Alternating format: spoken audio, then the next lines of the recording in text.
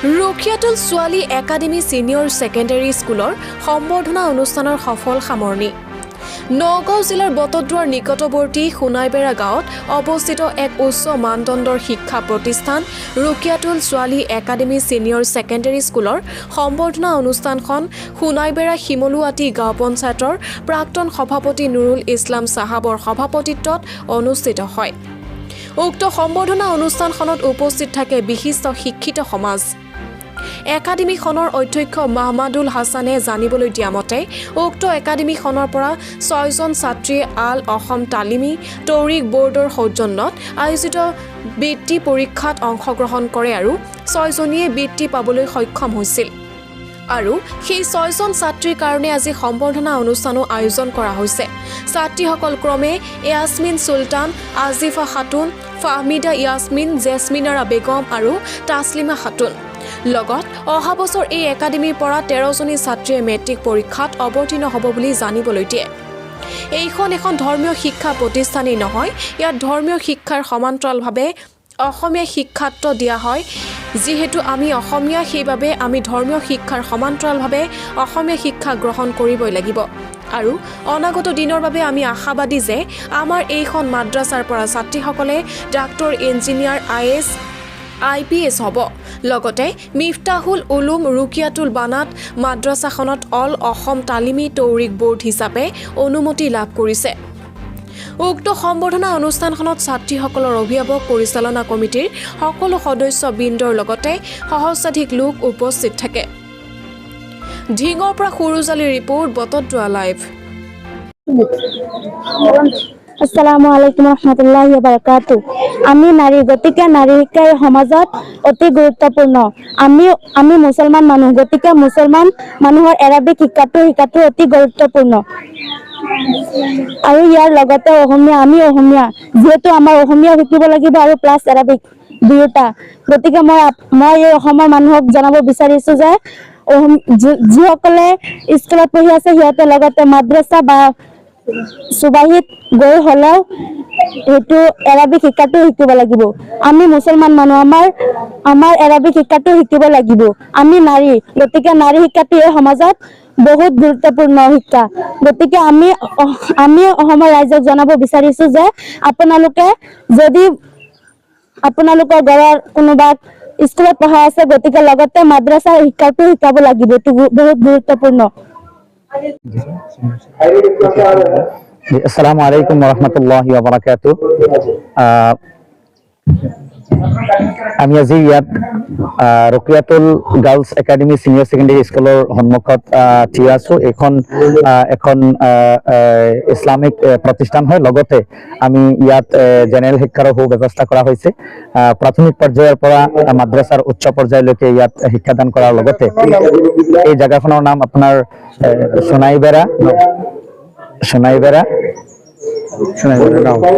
সোণাইবেৰা গাঁও, আলিটাংগনৰ ওচৰত, নগাঁও ডিষ্ট্ৰিক্টৰ এখন ব্যক্তিগত খণ্ডৰ আপোনাৰ ইছলামিক শিক্ষা প্ৰতিষ্ঠান। লগতে ইয়াত আপোনাৰ জেনেৰেল শিক্ষাৰ সুব্যৱস্থা আছে। আমাৰ জাতীয় বিদ্যালয়ৰ মানে কোৰ্চ চিলেবাছৰ মাধ্যমেৰে ইয়াত শিক্ষা দিয়া হয়। আৰু 7 বছৰত এজন ছাত্ৰীয়ে ইয়াৰ পৰা আলিমা মানে ইছলামিক যিটো ডিগ্ৰী তাৰ দৌৰাই হাদিছ বা হাদিছ আলিমা হোৱাৰ ইয়াৰ চনদ প্ৰদান কৰাৰ লগতে ইয়াত এতিয়ালৈকে ক্লাছ 9লৈকে 9ৰ ৰেজিষ্ট্ৰেশ্যন কৰা হৈছে। আলিটিংগনি হাইস্কুলৰ লগত আমি যোগ কৰি ইয়াত ক্লাছৰ ব্যৱস্থা কৰা হৈছে। আৰু লগতে ইনশাআল্লাহ অহা বছৰ আমাৰ এইখন মাদ্ৰাছাৰ পৰাই আপোনাৰ মেট্ৰিক দিয়াৰ ব্যৱস্থা কৰা হৈছে। যিহেতু আজিকালি বিভিন্ন ধৰণৰ এটা প্ৰপাগাণ্ডা কৰা হয় যে মাদ্ৰাছাত অকল খালি আপোনাৰ কোৰাণ হাদিছৰ শিক্ষা দিয়া হয়, থিয়লজিকেল ছাবজেক্ট পঢ়োৱা হয়, কিন্তু আচলতে এইটো কথা সত্য নহয়। ময়ো এজন মাদ্ৰাছা বেকগ্ৰাউণ্ডৰ পৰা লিখা মেলা কৰি এতিয়া মই কটন ইউনিভাৰ্চিটিৰ পৰা UG PG আৰু এতিয়া মই PhD কৰি আছো research scholar of cotton university. গতিকে এইখন মাদ্ৰাছাৰ লগত মই ওতপ্ৰোতভাৱে জড়িত হৈ আছো। এইখন মাদ্ৰাছাৰ দায়িত্ব মোৰ হাতত আছে।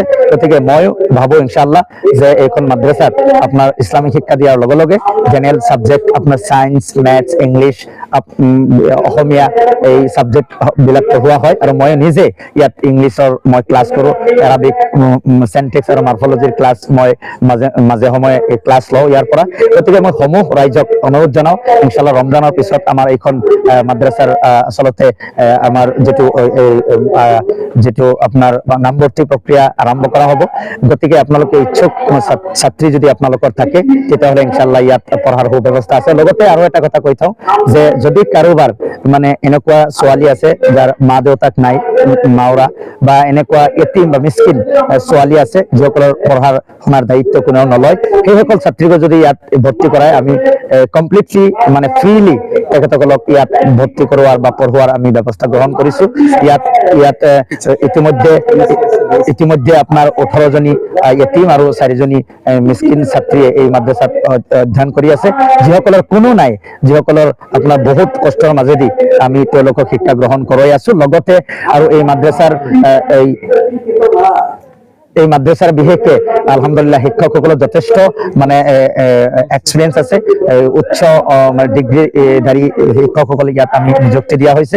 গতিকে ইনশাআল্লাহ এৰাবিকৰ যি ছাবজেক্ট বা আপোনাৰ মাদ্ৰাছাৰ ফালৰ পৰা যি শিক্ষকসকলক নিযুক্ত কৰা হৈছে অত্যন্ত যোগ্যতা সম্পন্ন, আৰু যিসকল জেনেৰেল ছাবজেক্টৰ যে আমি ভাল শিক্ষকসকলক ইয়াত নিযুক্তি দিছোঁ যাতে তেখেতসকলক ইনশাআল্লাহ এই মাদ্ৰাছাৰ ছাত্ৰীসকলক বিশেষকে ইনশাআল্লাহ আগুৱাই লৈ যাব পাৰে।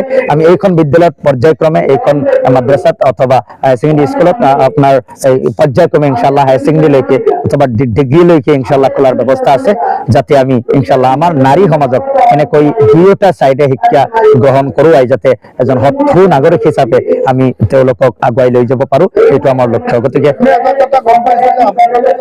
মাদ্ৰাছাৰ পৰা কেইবাজনী ছাত্ৰীয়ে HSLC পৰীক্ষাত অৱতীৰ্ণ হ'ব, হয়, গতিকে কেইজন হ'ব আৰু সিহঁতৰ কেনেকুৱা ৰিজাল্টলৈ আপোনালোকে হয়, আচলতে আমাৰ এই অহা বছৰ ইনশাআল্লাহ এইখন মাদ্ৰাছাৰ পৰা আপোনাৰ 13 জনী ছাত্ৰীয়ে অলৰেডি 9ত ৰেজিষ্ট্ৰেশ্যন কৰা হৈছে, আৰু অহা বছৰ 13 জনী ছাত্ৰীয়ে এই মাদ্ৰাছাৰ প্ৰথমবাৰ first time actually they are going to actually have taken SSLC exam, আৰু আই হোপ ইনশাআল্লাহ তেওঁলোকে আমাৰ আশা যে গোটেইখিনি ছাত্ৰীয়ে ইনশাআল্লাহ ফাৰ্ষ্ট ডিভিজন আৰু তাৰ ওপৰতো ৰিজাল্ট কৰাৰ আশা আছে, যিহেতু প্ৰথম অৱস্থাত আমি এইখন তেওঁলোকক মানে পঢ়ুৱাই আছো। গতিকে আমি পৰ্যায়ক্ৰমে আকৌ উন্নতি কৰিম এইখন ৰিজাল্ট চোৱাৰ পিছত। আমাৰ আশা আমি 100% ৰিজাল্ট হ'ব আৰু তেওঁলোকে ভাল ৰিজাল্ট কৰিব ইনশাআল্লাহ। একাংশৰ মুখে এটা কথাই চৰ্চা যে ধৰ্মীয় স্কুল আছে এইবিলাক জেনেৰেল শিক্ষা নহয়। আজি আপোনাৰ মুখেৰে শুনা গৈছে যে ধৰ্মীয় শিক্ষা অনুষ্ঠানবিলাকত আপোনালোকে প্ৰথম পদক্ষেপ লৈছে অসমীয়া বিভাগৰ যিবিলাক শিক্ষা, গতিকে আপোনালোকৰ চৰ্চাটো এনেকুৱাই থাকিবনে? বিলকুল, আচলতে যেটো কোৱা হয় যে আজিকালি মাদ্ৰাছাত আমাৰ বোৰ্ডৰ ফালৰ পৰা এইটো চৰকাৰেও জানে, সকলোৱে জানে যে বৰ্তমান প্ৰত্যেকটো মাদ্ৰাছাত ক্লাছ 8 লৈকে আমাৰ মাদ্ৰাছা যি কেইখন বোৰ্ড আছে, তালিমি তৰক্কি বোৰ্ড লগতে আৰু যি বোৰ্ড কেইখন আছে, ক্লাছ 8 লৈকে তেওঁলোকক অলৰেডি বাধ্যতামূলকভাৱে আপোনাৰ কি কৰা হৈছে, জেনেৰেল ছাবজেক্টবিলাক ইনক্লুড কৰা হৈছে, য'ত অসমীয়া, ইংৰাজী আপোনাৰ এই মেথছ গোটেইখিনি ছাবজেক্ট, ছায়েন্স, ছ'চিয়েল ছায়েন্স আপোনাৰ এই ছাবজেক্টবিলাক পঢ়োৱা হয়। আৰু ইনশাআল্লাহ ভৱিষ্যতে আমি তাতকৈ আৰু এডভান্স ক্লাছ 9, 10, 11, 12ৰ আমি ব্যৱস্থা কৰিম। ইয়াত ছায়েন্স ষ্ট্ৰীম খোলা হ'ব, ইনশাআল্লাহ আৰ্টছ, ছায়েন্স আৰু বিভিন্ন ধৰণৰ আমি পৰ্যায়ক্ৰমে টেকনিকেলি প্ৰফেচনেল কোৰ্চো খোলাৰ ব্যৱস্থা আমাৰ আছে ইনশাআল্লাহ। এইটো মিছা কথা যিসকলে কয় যে ধৰ্মীয় আপোনাৰ শিক্ষানুষ্ঠানসমূহত বিশেষকৈ মাদ্ৰাছাত খালি কোৰাণ আৰু হাদিছৰ শিক্ষা দিয়া হয়, এইটো কমপ্লিটলি সম্পূৰ্ণ মিথ্যা, ভুল কথা। ময়ো মাদ্ৰাছাত শিক্ষা গ্ৰহণ কৰি আজি মই ইউনিভাৰ্চিটিত পঢ়ি আছো, মই PhD কৰি আছো। যিসকলে আচলতে কয় হয়তো তেওঁলোকে নাজানে, গতিকে এইটো সম্পূৰ্ণ ভুল কথা।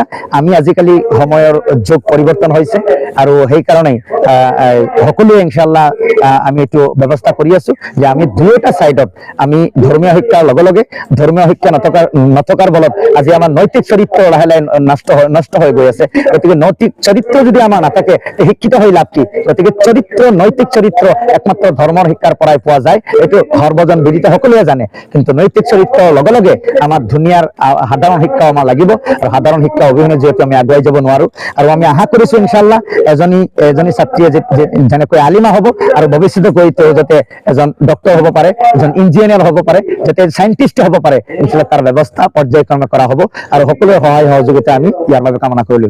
ধৰ্মীয় শিক্ষা অনুষ্ঠানবিলাকত যে ধৰ্মীয় শিক্ষাই নহয়, ইয়াৰ লগে লগে